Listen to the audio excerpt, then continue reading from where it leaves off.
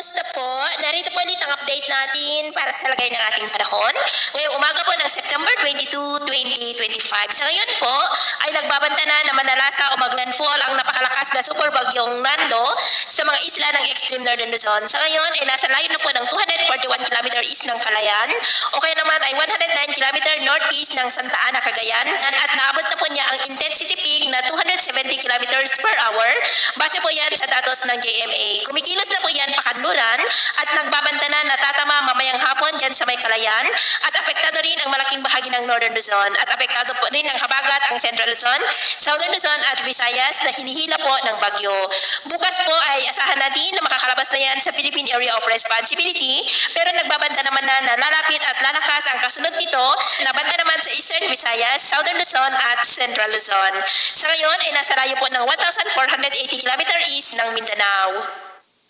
At dahil po kay Bagyong Nando ay nakataas ngayon ang tropical cyclone wind signal number 3 sa may Batanes, Babuyan Islands and the northeastern portion ng mainland Cagayan sa may Santa Ana. Signal number 2 sa nalalabing bahagi ng Cagayan, the northern and eastern portions ng Isabela sa may San Mariano, Ilagan City, Tumawini, Cabagan, Palanan, Divilacan, Maconacon, San Pablo, Santa Maria, Santo Tomas, Delfin Albano, Quezon, Quirino, Manlig, Rojas, Gamu, Burgos, maging sa may Apayao, Abra, Kalinga, the eastern portion ng Mountain Province sa may Paracelis, Natonin, Barlig, Sadanga, ganoon din sa may Ilocos Norte and the northern portion ng Ilocos Sur sa may Cabugao, Sinaid, San Juan, Magsingal, Santo Domingo, Bantay, San Ildefonso, San Vicente, Santa Catalina, City of Vigan, Kawayan, Santa, Nagbukel, Narvacan, Santa Maria, San Emilio, Burgos, Santiago, Esteban, Lidlida at Banayoyo. Signal number 1 sa nalalabing bahagi ng Isabela, Quirino, Nueva Vizcaya, nalalabing bahagi ng Mountain Province, Ifugao, Benguet, nalalabing bahagi ng Ilocos Sur, La Union, Pangasinan, the northern and central portions ng Zambales sa may Santa Cruz, Candelaria, Masinloc,